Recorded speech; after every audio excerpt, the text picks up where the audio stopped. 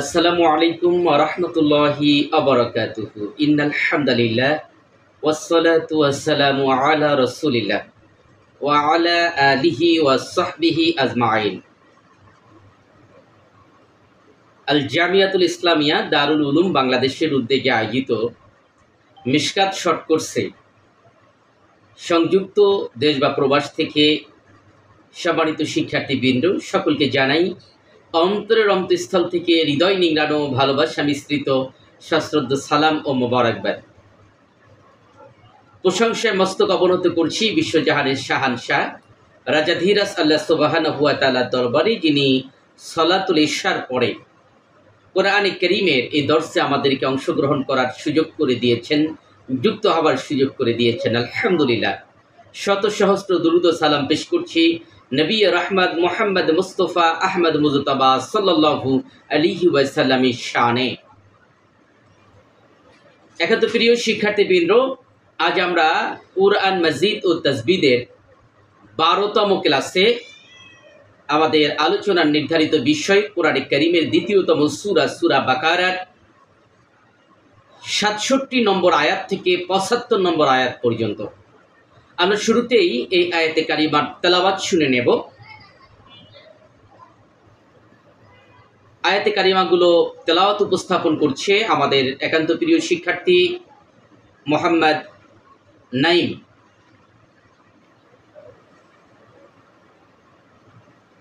আসসালামু আলাইকুম ওয়া রাহমাতুল্লাহ। ওয়ালাইকুম আসসালাম ওয়া রাহমাতুল্লাহ। আউযু বিল্লাহি মিনাশ শাইতানির রাজীম। বিসমিল্লাহির রাহমানির রাহিম। قال موسى لقومه إن الله يأمركم أن تذبحوا بقرة قالوا أتتخذنا هزوا قال أعوذ بالله أن أكون من الجاهلين قالوا لنا ربك يبين لنا ما هي قال إنه يقول إنها بقرة لا فارض ولا بكر عوان بين ذلك فافعلوا ما تؤمرون قالوا لنا ربك يبين لنا ما لونها قال إنه يقول إنها بقرة صفراء فاقع لونها تسر الناظرين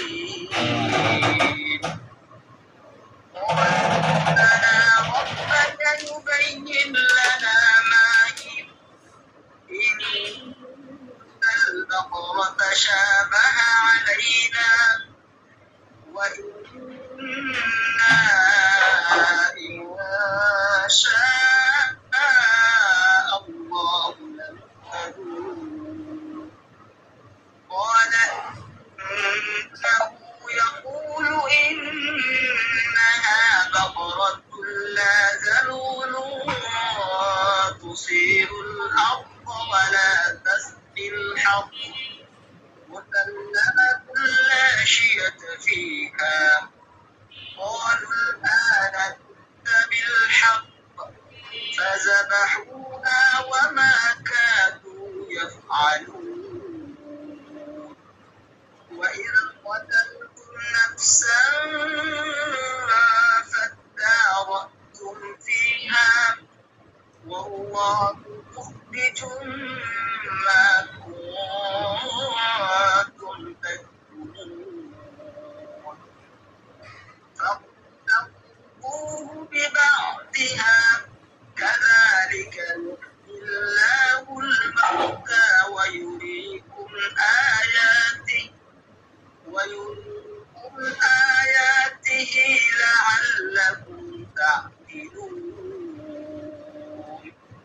ثم قست قلوبكم من بعد ذلك فهي كالحجارة أو أشد قسوة وإن من الحجارة لما يتفجر منه الأنهار وإن منها لما يشقق فيخرج منه الماء وإن منها لما يهبط من خشية الله والله بغافل عما تعملون أفتطمعون أن يؤمنوا لكم وقد كان فريق منهم يسمعون كلام الله ثم يحرفونه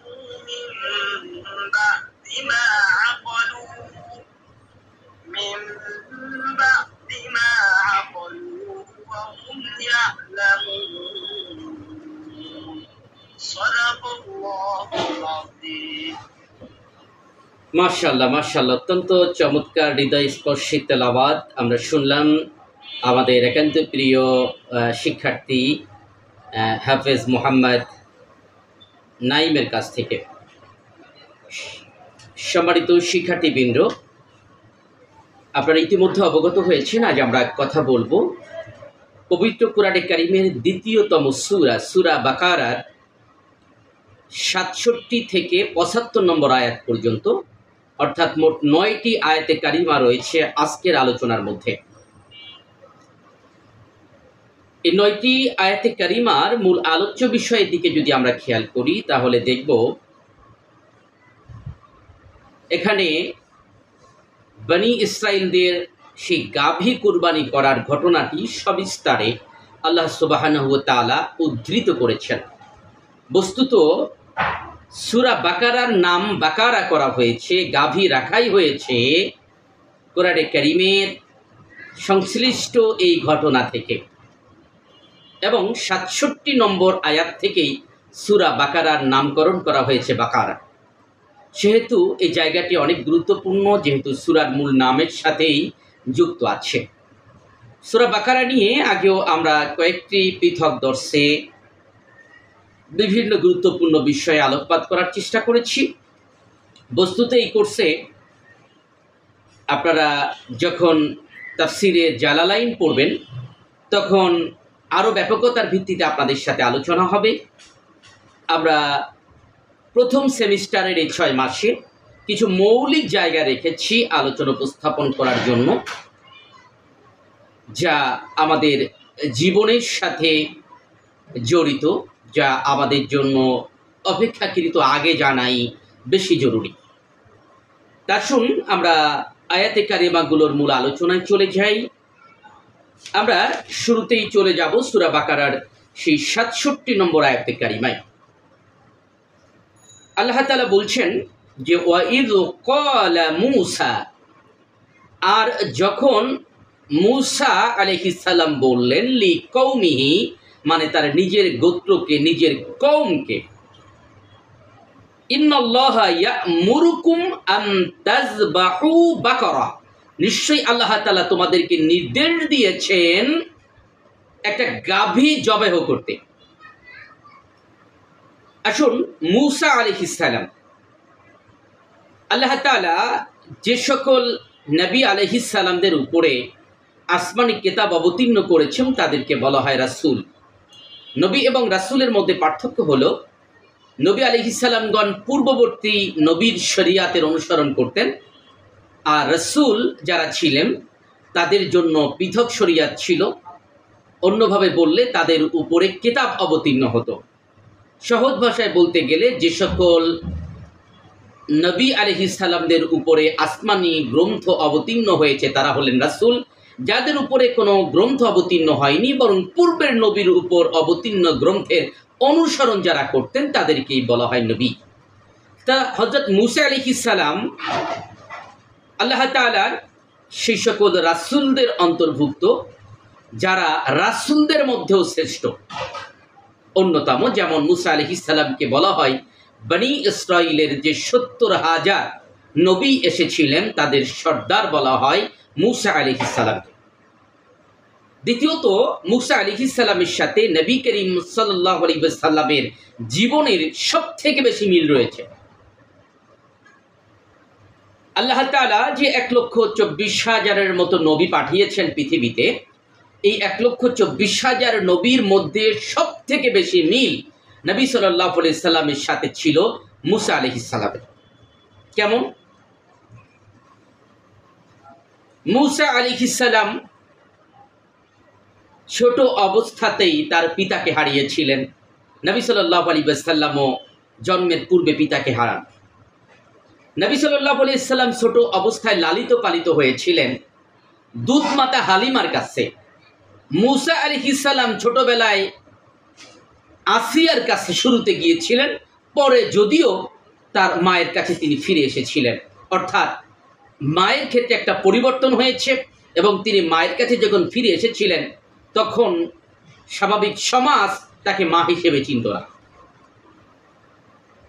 নবী সাল্লাল্লাহু আলাইহি ওয়াসাল্লাম লালিত পালিত হয়েছিলেন কুরাইশ গোত্রে, মানে যারাই মক্কাকে পরিচালনা করত, বা সহজ ভাষায় বলতে গেলে যারা মক্কা নামক রাষ্ট্রের কর্ণধার ছিল, নবী সাল্লাল্লাহু আলাইহি ওয়াসাল্লাম সেই পরিবারেই লালিত পালিত হন বা জন্মগ্রহণ করেন এবং সেখানে তিনি বড় হন। মুসা আলাইহিস সালাম ফিরাউনের ঘরে বড় হয়েছিল, যে ফিরাউনও রাষ্ট্রপ্রধান ছিল। নবী সাল্লাল্লাহু আলাইহি ওয়াসাল্লাম হিজরত করেছিলেন মক্কা থেকে মদিনায়।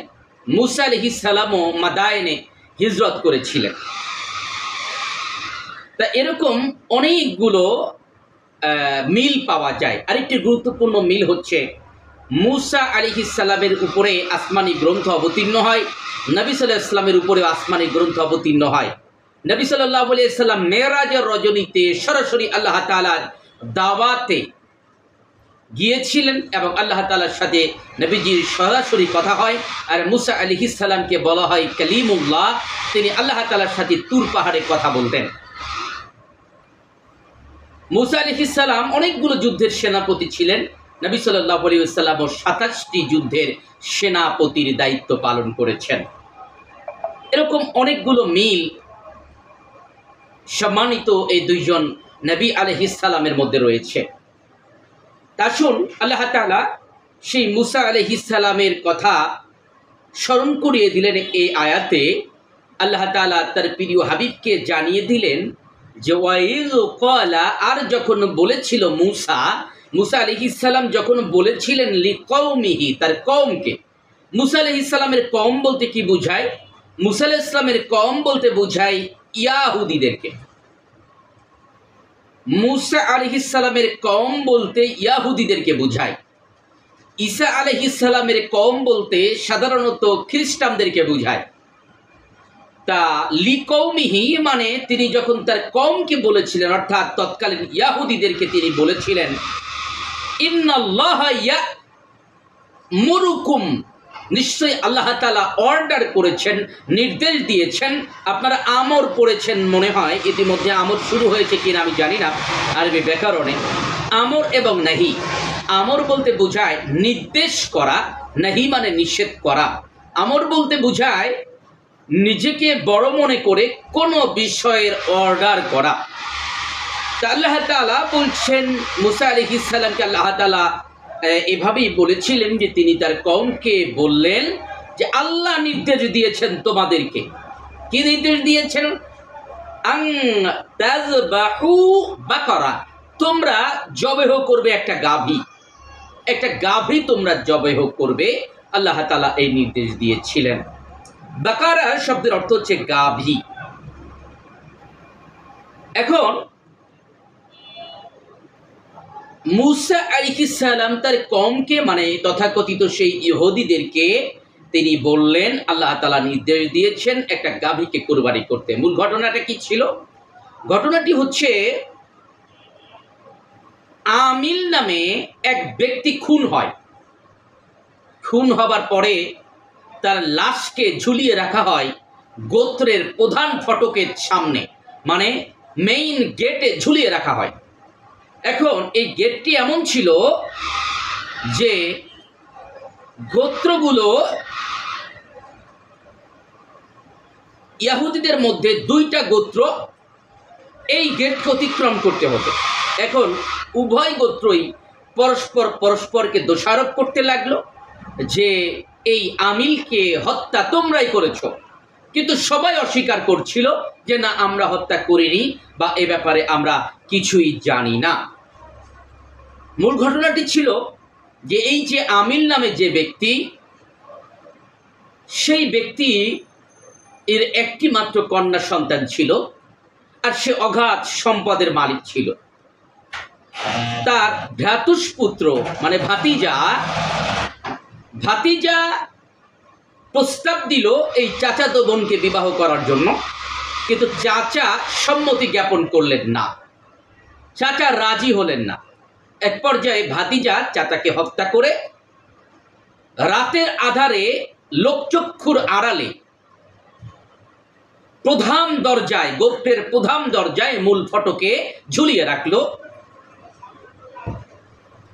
ছিল ঘটনাটি এমন। তা এই পরিস্থিতির মধ্য দিয়ে যখন গোত্রের লোকেরা একে অপরের উপরে দোষ দিতে লাগলো, তার পরিবারের লোকেরা অন্য পরিবারের উপরে দোষ দিতে লাগলো, তারা আসলো মুসা আলাইহিস সালামের কাছে, এসে বলল যে হে আল্লাহর নবী, আপনি আল্লাহ তাআলার কাছে দোয়া করুন, তিনি যেন জানিয়ে দেন এই আমিলকে কে হত্যা করেছে। তাফসিরে ফাতহুল কাদিরের মধ্যে এসেছে যে এই আমিল নামে যে ব্যক্তি, তিনি ছিলেন সন্তানহীন বিত্তশালী। মানে স্বাভাবিক বর্ণনা হলো তার মেয়েকে বিবাহ করার কারণে তার ভ্রাতুষ্পুত্র মানে ভাতিজা তাকে হত্যা করেছিল, কিন্তু ফাতহুল কাদিরের বক্তব্য হলো যে লোকটা নিঃসন্তান ছিল, কিন্তু বিত্তশালী ছিল, অনেক সম্পদের মালিক ছিল। তা তার ভাতিজা তাকে হত্যা করার কারণ হচ্ছে লোকটার উত্তরসূরি নেই, তা লোকটাকে যদি আগেই মেরে ফেলানো যায়, চাচাকে যদি আগেই হত্যা করা যায়, তাহলে অতি দ্রুত সে চাচার সম্পদের মালিক হতে পারে। এই কারণে সে তার চাচাকে খুন করলো, কিন্তু কোনো প্রমাণ ছিল না, কেউ ধরতে পারছে না কে হত্যা করেছে, এবং কেউ সন্দেহ করেনি যে ভাতিজা চাচাকে হত্যা করতে পারে। এবার আসুন আমরা আয়াতের দিকে তাকাই। মুসা আলাইহিস সালামের কাছে যখন সবাই গেল, মুসা আলাইহিস সালাম আল্লাহ তাআলার কাছে দোয়া করলেন, আল্লাহ তাআলা এই আমিলকে যে হত্যা করেছে আপনি যদি তার নাম বলে দিতেন। আল্লাহ তাআলা কি বললেন? আল্লাহ তাআলা বললেন, সরাসরি নাম না উল্লেখ করে বললেন যে একটা গাভী তাদেরকে কোরবানি করতে বলো, জবেহ করতে বলো, এবং সেই গাভীর এক টুকরা গোশ যদি আমিলের শরীরের উপরে রাখা হয়, তাহলে আমিল জীবিত হয়েই তাকে কে হত্যা করেছে তার নাম বলে দেয়। এখানে হিকমা হলো আল্লাহ তাআলা তো নিজে নাম বলেই দিতে পারতেন, কেন আল্লাহ তাআলা নাম না বলে একটা গাভী কুরবানি করে তার গোশত তার গায়ে স্পর্শ করে জীবিত হওয়ার মধ্য দিয়ে মৃত ব্যক্তির মুখ থেকেই খুনির নাম উল্লেখ করতে চাইলেন? এর পিছনে দুইটি বা তিনটি কারণ হতে পারে। প্রথম কারণ হলো এই ইয়াহুদিরা দীর্ঘদিন ধরে মিশরীয়দের সাথে মিশে তারা মূর্তি পূজার সাথে জড়িত হয়ে গিয়েছিল। এক পর্যায়ে তারা গাভীর পূজা করা শুরু করে, গরুর পূজা করা শুরু করে, এবং গরুকে তারা অনেক শক্তিধর মনে করে। এই শক্তিধর মনে করতে করতে তারা সম্মানের সর্বোচ্চ চূড়ায় গরুকে বসিয়ে দেয়, অর্থাৎ আল্লাহ তাআলার সাথে শরীক স্থাপন করে। আল্লাহ তাআলা কুরআনে কারীমে সূরা লুকমানের মধ্যে বলেছেন যে ইন্না শিরকা লা যুলমুন আযীম, নিশ্চয়ই শিরক এক মহা জুলুম, মহা অন্যায়। এবং কোরআনের অন্য আয়াতে বলা হয়েছে আল্লাহ তাআলা শিরকের গুনাহ ছাড়া আল্লাহ সবকিছুই ক্ষমা করেন, কিন্তু শিরকের গুনাহ তিনি ক্ষমা করেন না। তাই শিরকের মতো এই ভয়াবহ অপরাধে যারা জড়িত, আল্লাহ তাআলা চাইলেন একটি কৌশলের মধ্য দিয়ে হত্যাকারীর নাম স্পষ্ট হোক। যেহেতু তারা গাভীকে অনেক শক্তিশালী মনে করে, সেই গাভীকে জবাই করতে বললেন আল্লাহ তাআলা। এর মধ্য দিয়ে গাভীর প্রতি তাদের যে সম্মান, শ্রদ্ধাবোধ, অপর দিক থেকে দুই পক্ষের দাঙ্গা হাঙ্গামা কঠিন একটি পর্যায়ে পৌঁছে গিয়েছে। এই অবস্থায় আল্লাহ চাইলেন দেখি তারা কি তাদের নিকট আত্মীয়ের হত্যাকারীকে আগে খুঁজে বের করতে চায়, নাকি এই গাভীকে বেশি গুরুত্ব দিয়ে তাকে হত্যা করা থেকে বিরত থাকে। দ্বিতীয়ত আরেকটি হিকমা হলো, গাভীকে যখন তারা হত্যা করবে, আর গাভী তো নিজেকে নিজে বাঁচাতে পারবে না, তখন প্রমাণিত হবে তারা যাকে আল্লাহর সাথে সাদৃশ্য করে, তারা যার পূজা করে, তার আসলে কোনো শক্তি নাই, ক্ষমতা নাই, সে নিজেকেই নিজে বাঁচাতে পারেন। তৃতীয় ব্যাপার হলো যে মুসা আলাইহিস সালাম যদি নাম বলে দিতেন, ভাতিজা চাচাকে মেরেছে এই মর্মে কেউ সন্দেহ করে না। এখন মুসা আলাইহিস সালাম বলার পরেও এ ব্যাপারে এক শ্রেণীর ইহুদিরা সন্দেহ করতে পারত। তাই আল্লাহ তাআলা চাইলেন মৃত ব্যক্তি তার হত্যাকারীর নাম বলে দিক, তাতে কোনো রকম সন্দেহ সংশয় থাকবে না। আশা করি এই তিনটি হিকমার তিনটি দিক আপনারা বুঝতে পেরেছেন কেন আল্লাহ তাআলা এটি গাভী জবাই করতে বললেন। এবার আসুন, সেই ইহুদিরা কি বলল আমরা আয়াতের পরের অংশে দেখতে পাচ্ছি। আপনারা সুযোগ থাকলে সংশ্লিষ্ট আয়াত, কোরআন শরীফ তো সবার কাছেই আছে, অন্তত আয়াতগুলো সামনে রাখুন, মিলিয়ে নিন, এটি আপনাদের ফায়দা দেবে। এছাড়া কেতাবের পিডিএফটাও মিলিয়ে নিতে পারেন,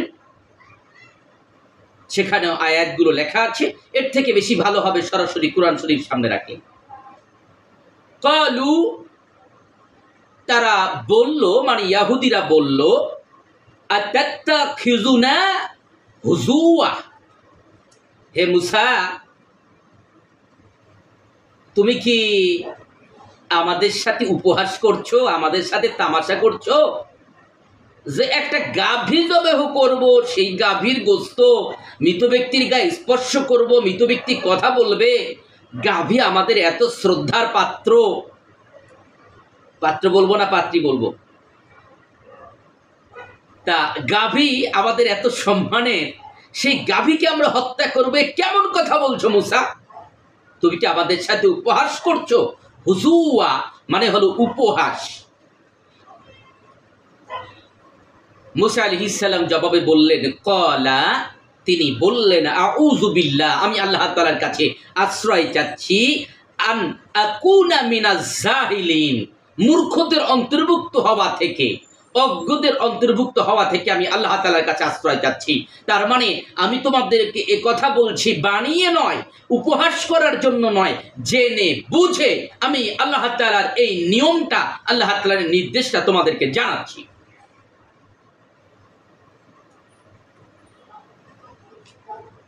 এর পরের আয়াত 68 নম্বর আয়াত, ক্বালু, তারা বলল,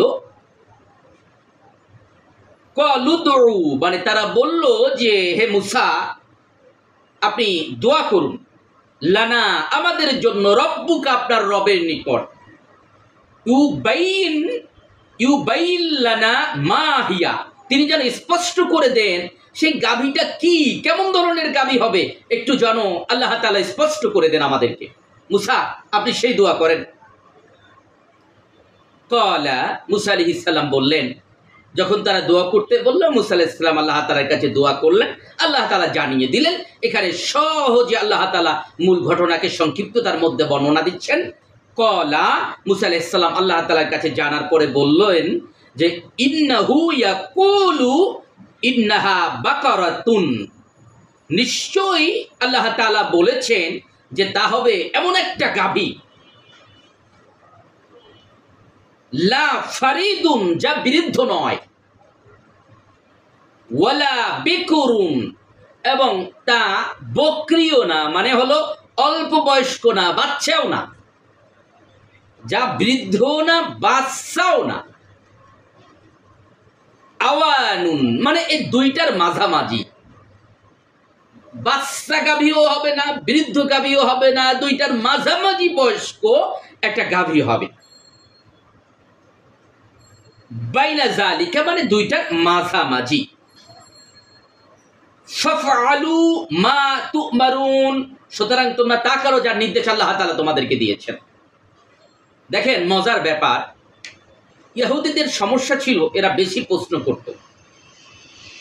যদিও বেশি প্রশ্ন যারা করে তারা জানতে পারে বেশি, এটা আংশিক সত্য, কিন্তু অতিরিক্ত প্রশ্ন করা এটি যেমন বেয়াদবের লক্ষণ, বেয়াদবির লক্ষণ, একই সাথে অতিরিক্ত প্রশ্ন করার মধ্য দিয়ে জটিলতা পাকানোর সম্ভাবনা বেশি থাকে।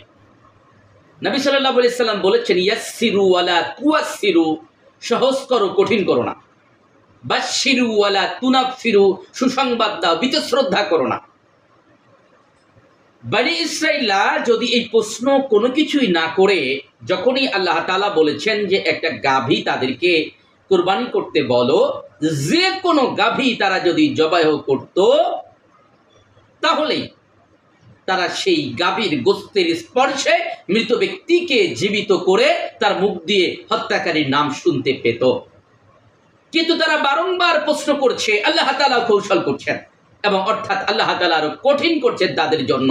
যেহেতু তারা প্রশ্ন করছে, বারবার প্রশ্ন করার উদ্দেশ্য তাদের ছিল যেন কোনোভাবে এই গাভীর প্রসঙ্গ এড়িয়ে মুসা আলাইহিস সালাম অন্য কোনো সমাধান দেন। গাভীর ব্যাপারটা যেন বাদ যায়, যেহেতু গাভীর তারা পূজা করে, গাভীকে তারা দেবতা মনে করে, এরকম দেবতা বা দেবীর পূজাকে তারা এড়িয়ে যেতে চাচ্ছে, অর্থাৎ তারা চাচ্ছে ভিন্ন কোনো সমাধান। আল্লাহ তাআলা নিঃসন্দেহে গোপন প্রকাশ্য সকল বিষয় জানেন। ইন্নাল্লাহা ইয়ালামু মা বাইনা ফি সুদুরিকুম, আমাদের অন্তরের মধ্যে যা আছে তাও আল্লাহ তাআলা জানেন। তাই আল্লাহ তাআলা একটু কৌশল করেই, যেহেতু ইহুদিরা নবী আলাইহিস সালামের কাছে প্রশ্ন করেছে যে সেই গাভীর ব্যাপারে একটু বিস্তারিত দোয়া করে আমাদেরকে জানিয়ে দিন, তখন আল্লাহ তাআলা পুনরায় জানায় দিলেন যে ওই গাভীটা হবে, বুড়াও হবে না, মানে বুড়িও হবে না, বয়স্কও হবে না, আবার এটি ছোটও হবে না, মানে বাচ্চাও হবে না, বরং এর মাঝামাঝি হবে। এরপরে মুসা আলাইহিস সালাম বলে দিলেন, তোমরা তাই করো যে আল্লাহ তাআলা তোমাদেরকে নির্দেশ দিয়েছেন। ক্বালু, কিন্তু ইহুদিরা এই জায়গায় থামলো না, তারা আবার নতুন করে পেঁচানো শুরু করলো। ক্বালু দুউ লানা রাব্বাকা, আয় মুসা আপনি দোয়া করুন আমাদের জন্য আপনার রবের কাছে, ইউবাইয়িন লানা, তিনি যেন বর্ণনা করেন আমাদের জন্য, মা লাউনুহা, তার রংটা কেমন হবে, গরুর রং কেমন হবে, সেইটাও যেন আপনার রব আমাদেরকে বলে দেয়। এবার মুসা আলাইহিস সালাম আল্লাহ তাআলার কাছে আবার দোয়া করলেন। দোয়া করার পরে তিনি জানাচ্ছেন, সমাধান দিচ্ছেন। ক্বালা, তিনি বললেন, ইন্নাহু, নিশ্চয়ই তিনি, ইয়াকুলু ইন্নাহা, তিনি বললেন নিশ্চয়ই তিনি, ইয়াকুলু মানে আল্লাহ তাআলা বলেছেন, ইন্নাহা এই গাভীটা হবে, বাকারাতুন একটি গাভী, সফরাউ যা হবে হলুদ বর্ণের। এটা এমন একটা গাভী হবে, মুসা আলাইহিস সালাম বললেন আল্লাহ তাআলা আমাকে জানিয়ে দিয়েছেন এটা এমন একটা গাভী হতে হবে। আগে বলেছেন এটা বৃদ্ধও না, অল্প বয়স্কও না, ছোটও না, একেবারে বড়ও না, মাঝারি। এবার তিনি বলে দিলেন যে আল্লাহ তাআলা বলেছেন এটা এমন একটা গাভী হতে হবে যে গাভীর রং হবে হলুদ। আচ্ছা একটু চিন্তা করুন তো, হলুদ বর্ণের গাভী আমরা কি কেউ কোনোদিন দেখেছি? তার মানে বোঝা যায় এটা কোনো স্বাভাবিক গাভী নয়। যেহেতু বনী ইসরাঈলরা বারবার তাদের কথাগুলোকে ঘুরাচ্ছে, এই গাভী কুরবানি থেকে বাঁচার জন্য আল্লাহ তাআলা কঠিন করে বললেন ওটা এমন একটা গাভী হবে যে গাভীটা হবে সফরা ও হলুদ রঙের। তারপরে শুধু তা না, সাকরিউল্লাউনুহা, তার রং হবে উজ্জ্বল। এটা হালকা ফ্যাকাশে হলুদ হলেও হবে না, উজ্জ্বল হলুদ হবে, একেবারে পাকা কালার হতে হবে হলুদের। তারপরে তাসুররুন নাজিরিন, তা যেন দর্শকদেরকে আনন্দ দেয়, যারা দেখবে গাভী দেখে তারা আনন্দ পাবে, এমন একটা গাভী হতে হবে, হলুদ বর্ণের চাকচিক্যময় এক উজ্জ্বল বর্ণের গাভী হবে, মানুষ দেখে আনন্দিত হবে, এমন একটা গাভী তারা যেন কোরবানি করে। এবার আসুন, এরপরেও থামল না তারা। ইহুদিরা এবার প্রশ্ন করলো, তারা বলল, কলু দুউ লানা রব্বাকা ইউবাইয়িন লানা, হে মুসা, আপনি আপনার রবের কাছে আবারও দোয়া করেন, তিনি যেন আমাদেরকে জানায় মা হিয়া,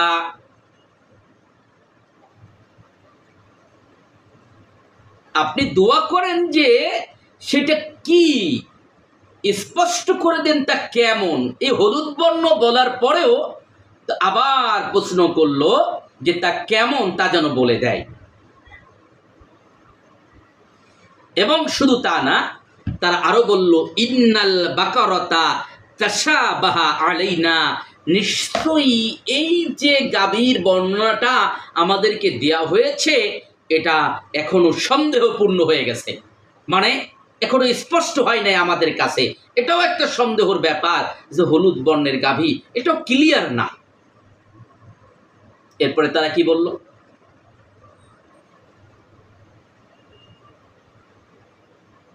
ওয়া ইন্না ইনশাআল্লাহু লামুহতাদুন।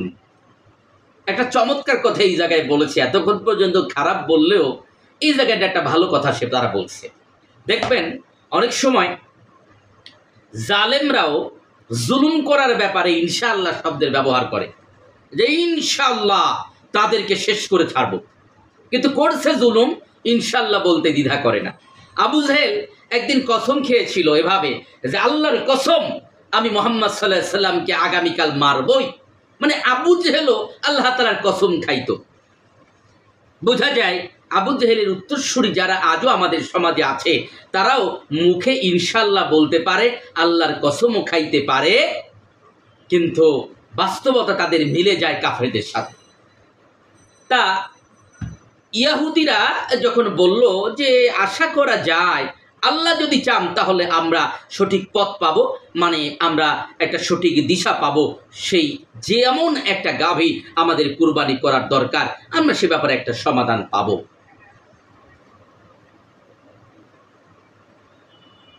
মজার ব্যাপার হচ্ছে,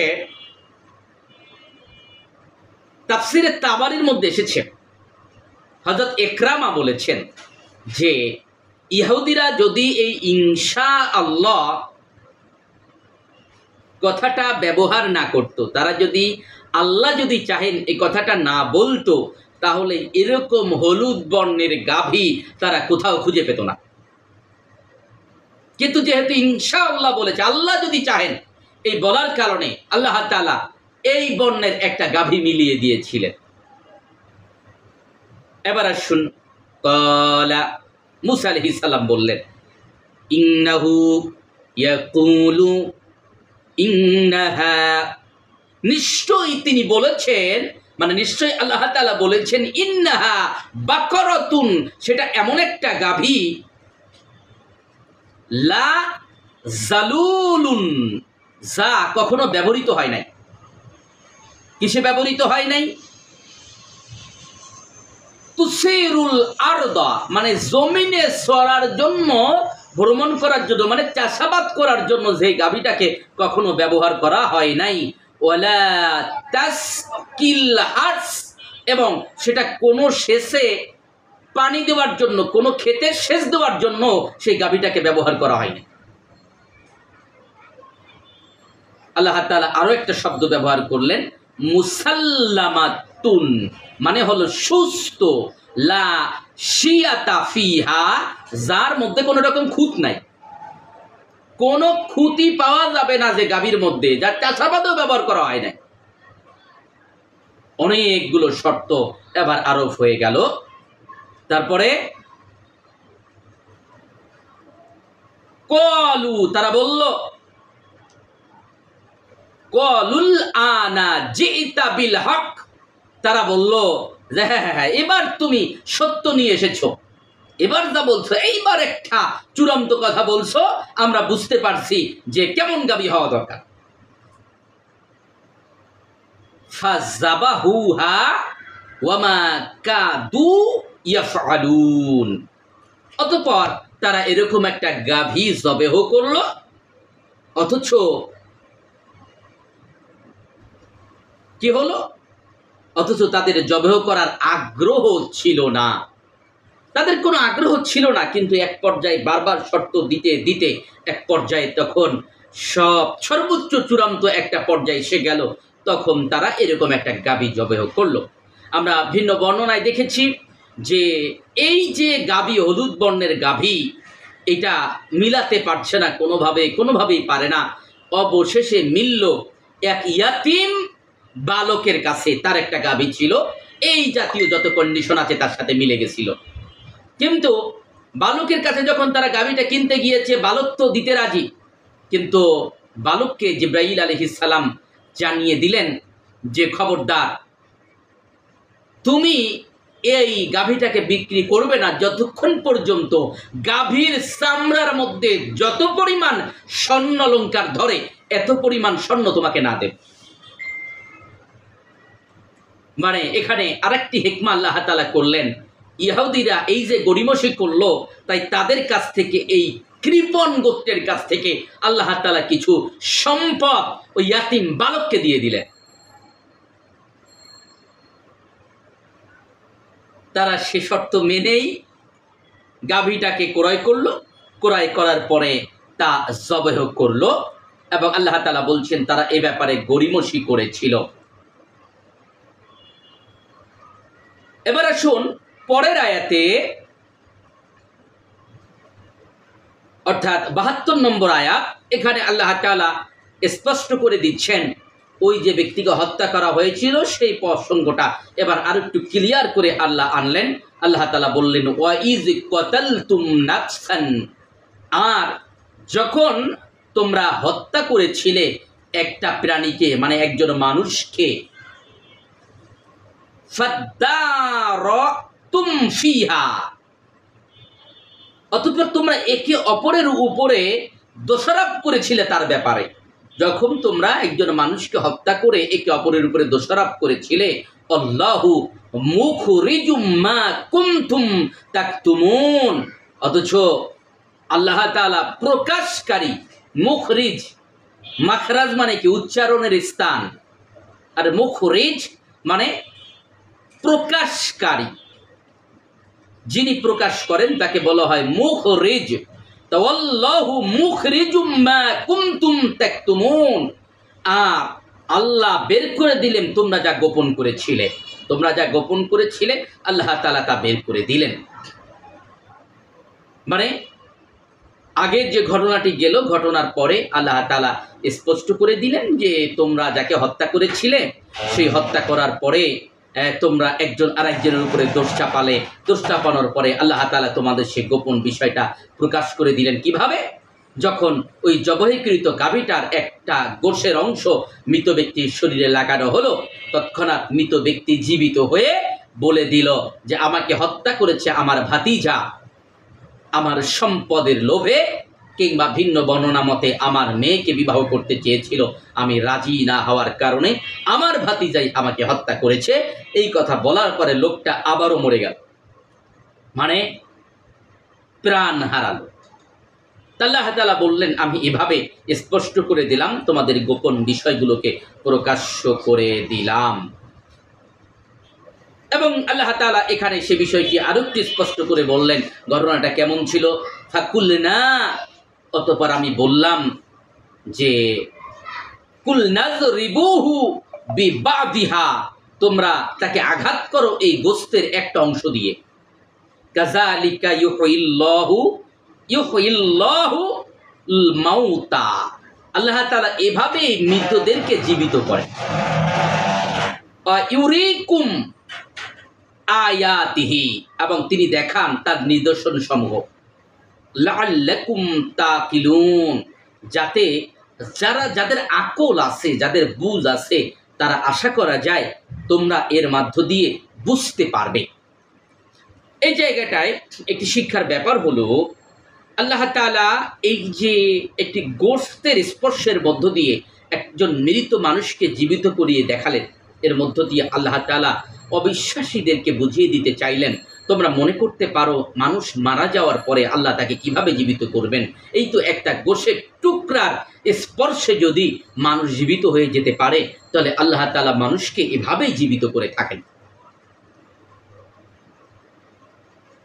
আল্লাহ তাআলা সূরা বাকারায় 4 জায়গায় এই মৃত থেকে পুনরায় জীবিত করার কথা বলেছেন, এবং মৃতকে জীবিত করার ব্যাপার নিয়ে কোরআনে কারিমে কয়েকটি ঘটনা আছে। এর মধ্যে একটি, ইব্রাহিম আলাইহিস সালাম জানতে চেয়েছিলেন, তখন একটা পাখিকে জবাই করে তাকে টুকরা টুকরা করে বিভিন্ন জায়গায় ফেলে দিতে বলা হয়েছিল। এরপরে আল্লাহ তাআলা পুনরায় ওই পাখিকে জীবিত করিয়ে দেখিয়েছিলেন এবং ইব্রাহিম আলাইহিস সালামকে বলেছিলেন যে এভাবে ছিন্ন বিচ্ছিন্ন হলেও আল্লাহ তাআলা জীবিত করে দেখাতে পারেন। হযরত উযাইর আলাইহিস সালামের ঘটনাটি আমরা জানি। তিনি আল্লাহ তাআলা একটি নির্দিষ্ট জায়গায় যেতে বলার পরে তিনি সেখানে পৌঁছালেন গাধার পিঠে চড়ে। এক পর্যায়ে আল্লাহ তাআলা তাকে ঘুম দ্বারা আক্রান্ত করলেন, মানে তিনি ঘুমিয়ে পড়লেন। কয়েকশো বছর তিনি ঘুমিয়ে পড়লেন, কোনো বর্ণনা 100 বছরের কথা আছে। তা এই 100 বছর ঘুমিয়ে পড়ার পরে তিনি যখন উঠলেন, আল্লাহ তাআলা বললেন, উযাইর তুমি কতদিন ঘুমিয়েছিলে?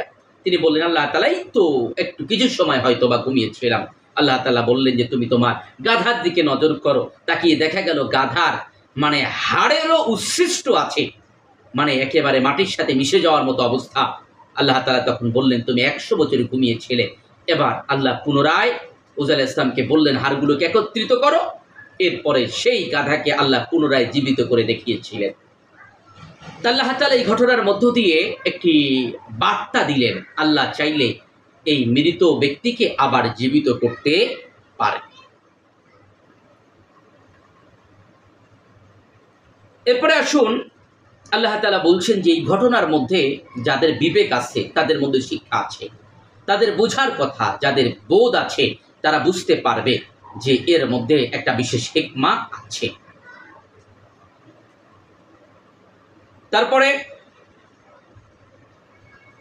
এরপরে আল্লাহ তাআলা বলছেন,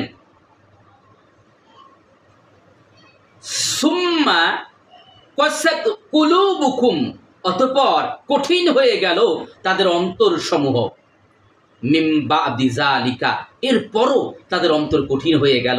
তারা দেখলো যে একটা মৃত প্রাণী, মানে একটি গাভীর সংস্পর্শে একটা গোশের কারণে একজন মৃত ব্যক্তি জীবিত হয়ে গেল।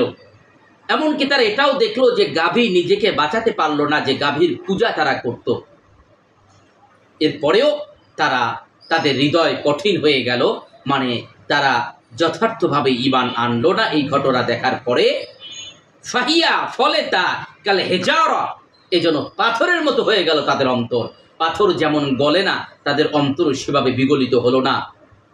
আও আসাদ্দু কসওয়া, অথবা তার থেকেও বেশি কঠিন হয়ে গেল, পাথরের চেয়েও শক্ত হয়ে গেল।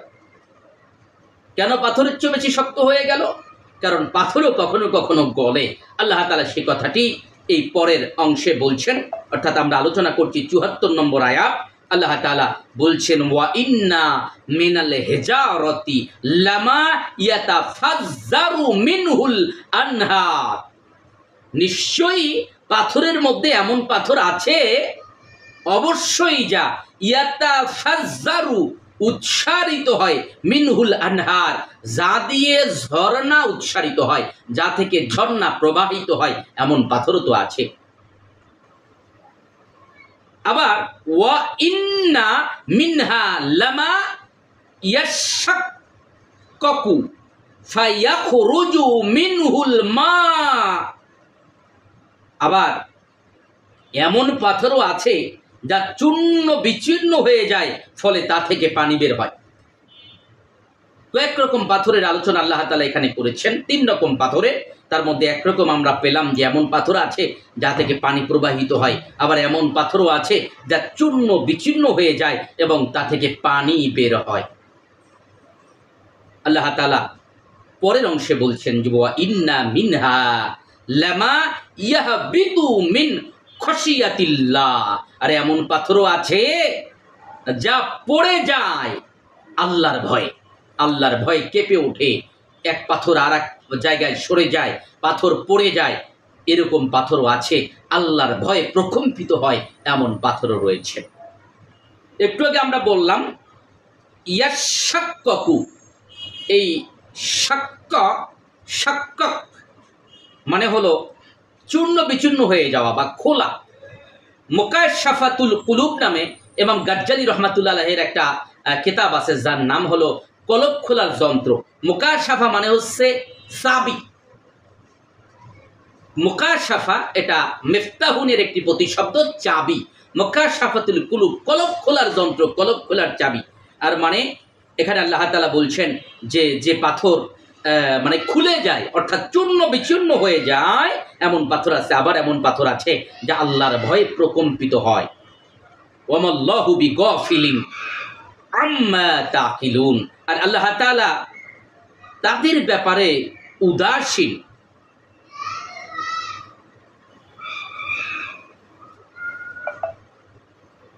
আল্লাহ তাআলা তাদের ব্যাপারে ওয়ামাল্লাহু বিগাফিলিন, আল্লাহ তাআলা গাফেল নন, উদাসীন নন, আল্লাহর অজানা নয়। আম্মা তাকিলুন, তারা যা করছে সে ব্যাপারে আল্লাহ তাআলার মোটেও অজানা নয়। দেখুন, পাথর যে প্রকম্পিত হয়, আল্লাহ তাআলা পবিত্র কোরআনে কারিমেও বলেছেন, যেমন সূরা তাহরিমের 6 নম্বর আয়াতে আল্লাহ তাআলা বলেছেন যে ইয়া আইয়ুহাল্লাযীনা আমানু, হে ঈমানদারেরা, কু আনফুসাকুম, তোমরা নিজেরা বাঁচো, ওয়া আহলিকুম নার, তোমার পরিবারকেও জাহান্নামের আগুন থেকে বাঁচাও। এরপর আল্লাহ তাআলা বলছেন ওয়া কুদুহান নাস ওয়াল হিজারা, যেই জি জি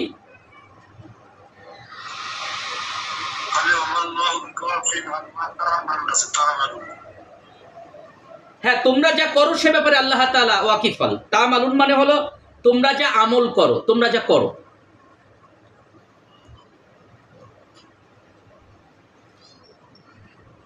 তা এখন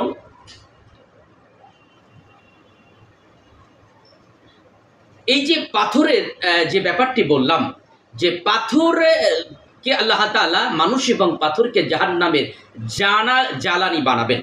মুসা আলাইহিস সালামের ব্যাপারে মুকাশশাফাতুল কুলুবের মধ্যে ইমাম গাজ্জালী রাহমাতুল্লাহ আলাইহি একটি ঘটনা লিখেছেন যে মুসা আলাইহিস সালাম যখন তুর পাহাড়ে যেতেন, যাওয়ার পথে তিনি একদিন একটি ক্রন্দন ধ্বনি শুনতে পেলেন, কান্নার শব্দ শুনতে পেলেন।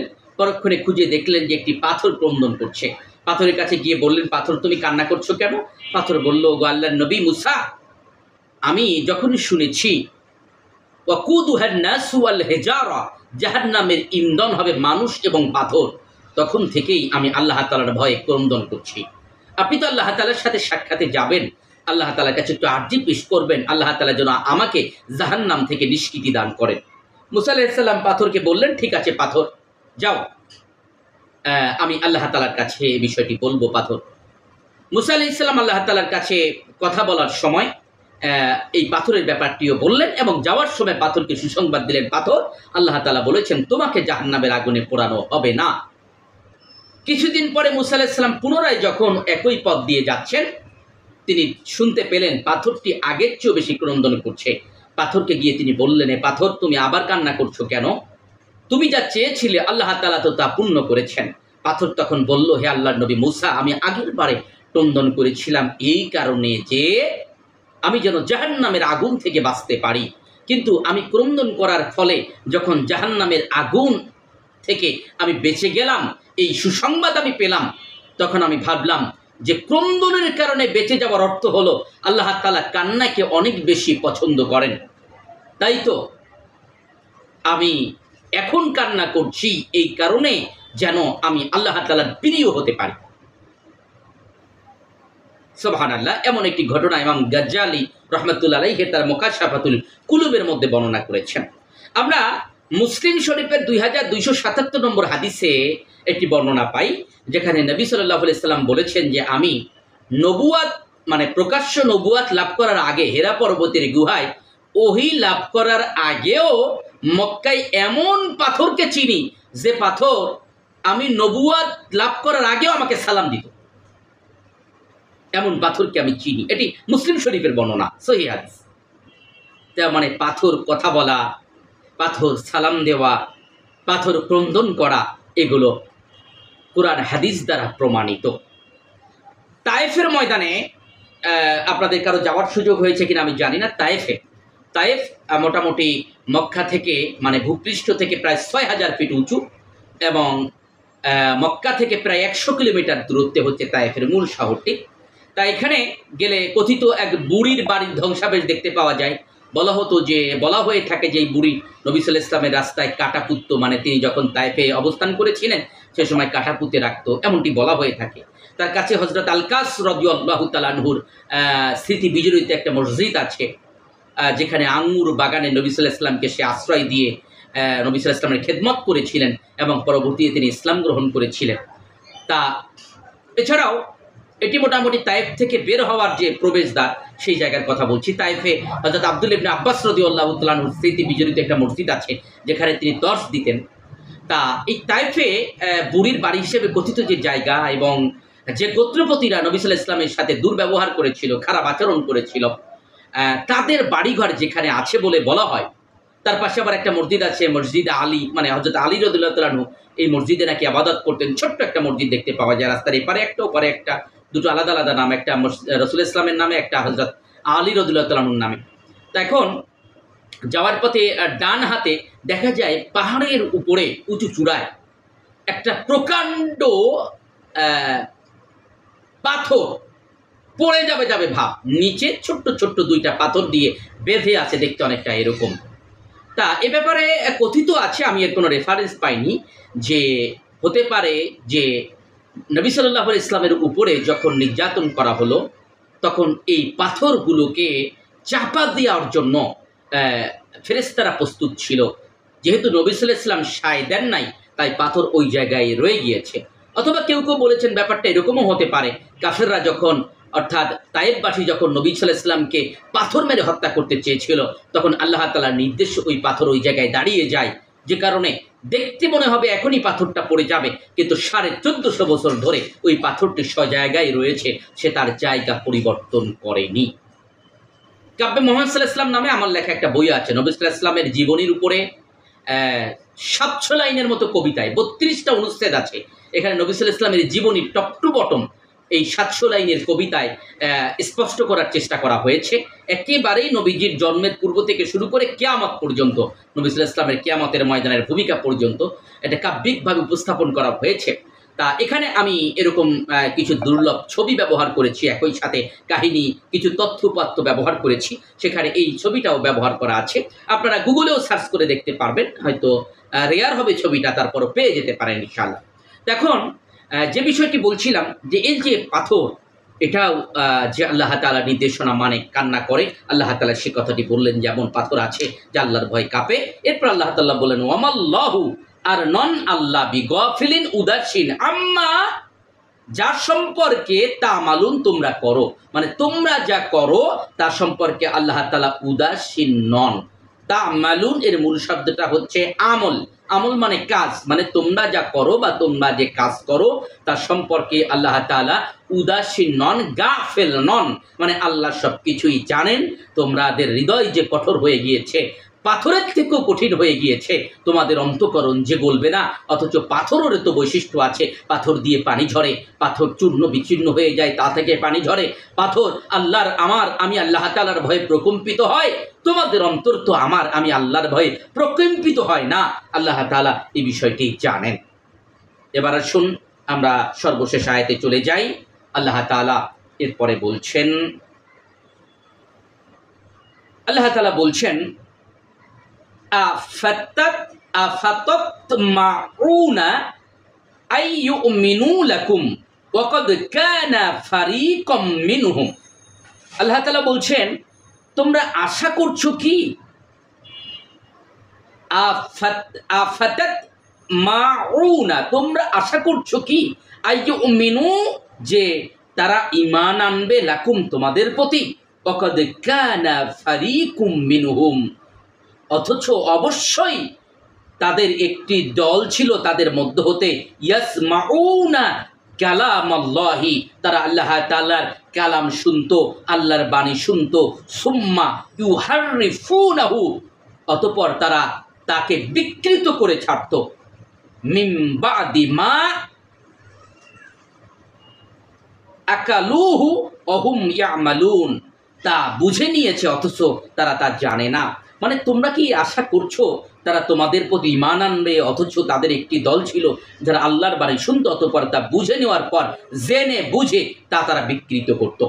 এটি হচ্ছে ৭৫ নম্বর আয়াতের কথা। আল্লাহ তাআলা এখানে নবী সাল্লাল্লাহু আলাইহি ওয়াসাল্লামকে বলছেন যে যেই ইহুদিদের যন্ত্রণায় আপনি ভুগছেন মদিনায়, আসলে এই ইহুদিদের ব্যাপারটা হে আল্লাহর নবী আপনি জেনে রাখুন, তারা তো নবী মুসা আলাইহিস ইসলামের সাথে এমন করেছিল। একটা গোস্তের স্পর্শে মানুষ জীবিত হয়ে যাওয়ার পরে সে তার হত্যাকারীকে বলে দিল, এর পরেও আমি আল্লাহর প্রতি তারা পরিপূর্ণ ঈমান আনেনি। তা আপনি জেনে নেন, আপনি কি আশা করছেন যে তারা আসলে তাদের এই একটা বিশেষ গ্রুপ যাদের একেবারে অন্তঃকরণ এই পাথরের চেয়ে কঠিন হয়ে গিয়েছে, তারা আসলে ঈমান আনবে? আপনারা যেদিকে ঈমান এনেছেন সেদিকে ঈমান আনবে, এটা কি ভাবছেন? না, আসলে ঈমান তো তারা আনার কথা না, কারণ তাদেরই একটা গোত্র এমন ছিল ইতিপূর্বে যারা আমি আল্লাহ তাআলার কালাম শুনতো, মানে তাওরাত তারা শুনতো, আর ওই তাওরাত শোনার পরে তা বিকৃত করত, তার অর্থকে পরিবর্তন করে ফেলতো। আল্লাহ তাআলা যে কথাটি বলছেন ইউহাররিফুনাহু, তারা তা বিকৃত করত। এই হরফ হলো মূল শব্দ, মানে এটা আক্ষরিকভাবে বিকৃত হতে পারে, এটা শাব্দিকভাবে বিকৃত হতে পারে, এভাবে তারা বিকৃত করে উপস্থাপন করত নিজেদের সুবিধা মতো। নবী সাল্লাল্লাহু আলাইহি ওয়াসাল্লামের সময় এমন একটি ঘটনা ঘটেছিল। আব্দুল্লাহ ইবনে সালাম, তিনি ইহুদিদের নেতা ছিলেন।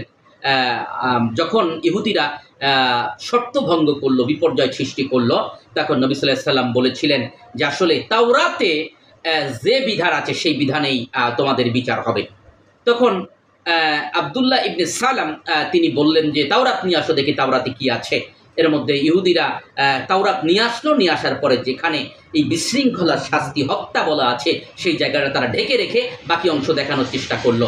তখন আব্দুল্লাহ ইবনে সালাম বললেন যে তোমরা হাত সরাও। হাত সরানো হলো, দেখা গেল ওই জায়গায় লেখা আছে হত্যার পরিবর্তে হত্যা, বিশৃঙ্খলার পরিবর্তে হত্যার ব্যাপারটা বলা আছে। তা এই যে আল্লাহ তাআলা তার নবীজিকে বলে দিচ্ছেন যে ইহুদিদের বৈশিষ্ট্য হচ্ছে এরকম, তারা কোরআন, তারা আল্লাহর কিতাব তাওরাতকে পর্যন্ত বিকৃত করে ছেড়েছে, সুতরাং তারা সবাই যে ঈমান আনবে এটা আশা করা যায় না। সম্মানিত শিক্ষার্থীবৃন্দ, এই ছিল আমাদের আজকের আলোচনা। এই আলোচনা থেকে আমরা আসলে কি শিক্ষা পাচ্ছি? এই আলোচনা থেকে শিক্ষা পাচ্ছি যে আল্লাহ তাআলা এবং তার প্রিয় হাবিব আল্লাহ এবং তার রাসূলের কোনো বিধান নিয়ে কোনো রকম মতপার্থক্য করা উচিত নয়, কোনো যুক্তি খোঁজা উচিত নয়, কোনো রকম বিতর্ক তৈরি করা উচিত নয়, বরং প্রশ্নাতীত মনে, প্রশ্ন ছাড়াই সামিনা ওয়া তা'না, আল্লাহ তাআলার বা নবীজির বিধান শুনলাম এবং মেনে নিলাম, এমন কথাই বলা উচিত ইমানদারদের। যদি এমনটি আমরা না বলি তাহলে আমাদের জন্য আল্লাহ তাআলার বিধান আরো কঠোর হয়ে যায়, নানা রকম বিপর্যয়ের মধ্যে আমরা পড়তে পারি যেভাবে ইহুদিরা পড়েছিল। ২ নম্বর হচ্ছে ইহুদিদের এই চরিত্র দেখে আমাদের কাছে সুস্পষ্ট হলো ইহুদিরা যুগে যুগে বিশ্বাসঘাতকতা করেছে। তাদের কাছে অসংখ্য প্রমাণ নজির উপস্থাপন করা হলেও তারা আল্লাহর নবীকে অস্বীকার করেছে। সূরা বাকারা, সূরা বনী ইসরাঈলে আপনারা পড়ে দেখবেন তাদের অনেকবার নানা প্রতিশ্রুতি ভঙ্গ করার কথা বিধৃত হয়েছে। তাই এটি হচ্ছে ইহুদিদের বৈশিষ্ট্য। আজকে আমরা ইসরায়েলদেরকে দেখি, ৯০ লক্ষের মতো ইহুদি আছে গোটা পৃথিবীতে, মাত্র ৯০ লক্ষ, ১ কোটিও না। সেই ইহুদিদের অত্যাচারে আজ পৃথিবীতে ২০০ কোটির উপরে মুসলমানেরা জর্জরিত। চারিদিকে মুসলিম দেশ একটু ঠাঁই দিয়েছিল। হিটলার যখন ইহুদিদেরকে, কোথাও বলা হয়েছে ৬০ লক্ষ ইহুদিদেরকে হিটলার যখন হত্যা করলো, করার পরে ইহুদিরা ছিন্ন ছাড়া হয়ে গেল, ছন্ন ছাড়া হয়ে গেল। কোথায়? কোনো জায়গায় ঠাই নেই। এক পর্যায়ে জাতিসংঘের মধ্যস্থতায় ক্যাম্প ডেভিড চুক্তির মধ্য দিয়ে ইহুদিদেরকে মুসলমানেরা দয়া করে থাকতে দিল এই ফিলিস্তিনের এক অংশে, যে ঠিক আছে এই জায়গায় তোমরা বসবাস করো। মুসলমানেরা দয়া দেখালো তাদের উপরে। সেই দয়ার ফল হচ্ছে আজকে ইহুদিরা গোটা বিশ্বের মুসলমানদেরকে তছনছ করে দিচ্ছে। গোটা পৃথিবীতে যত ষড়যন্ত্র হয় এর মূল ভূমিকা ইহুদিরা রয়েছে। আর ফিলিস্তিনের অবস্থা তো আমরা জানি কি ভয়াল বিপর্যয় তাদের উপরে নেমে এসেছে। তাই ইহুদিদের অবস্থাটা এরকমই, তাদেরকে যত ভয় দেখানো হোক তাদের দয়া মায়া কিছুই নেই। তাদের কোনো মায়া মমতা থাকবে না, কোনো বিপর্যয় দেখে তাদের অন্তঃকরণে ভয়ও তৈরি হবে না। এটাই হচ্ছে ইহুদিদের ইতিহাস। তৃতীয়ত আরেকটি শিক্ষা পাওয়া গেল, ইহুদিরা যে গরুর পূজা করত সেই গরুকে জবেও করা হলো, অথচ গরু কিছুই করতে পারে নাই, গরু নিজেকে নিজে বাঁচাতে পারে নাই। এর মাধ্যম দিয়ে আল্লাহ তাআলা প্রমাণ করলেন গরুর কোনো ক্ষমতা নাই। চতুর্থত আল্লাহ তাআলা এই মৃত ব্যক্তিকে জীবিত করে, তিনি যে মৃত ব্যক্তিকে জীবিত করতে পারেন এই নিদর্শন ইহুদিদেরকে আল্লাহ তাআলা দেখালেন। এই ঘটনা বলার মধ্য দিয়ে গোটা উম্মাহকে আল্লাহ তাআলা শিক্ষা দিলেন যে ইহুদিদের ক্ষেত্রে যদি এমনটি ঘটেছিল, আল্লাহ অবশ্যই তোমরা মারা যাওয়ার পরে আবারও আল্লাহ তাআলা জীবিত করতে পারবেন। জি, এই ছিল আমাদের আজকের আলোচনা। আশা করি আপনারা বুঝতে পেরেছেন সংশ্লিষ্ট ব্যাপারে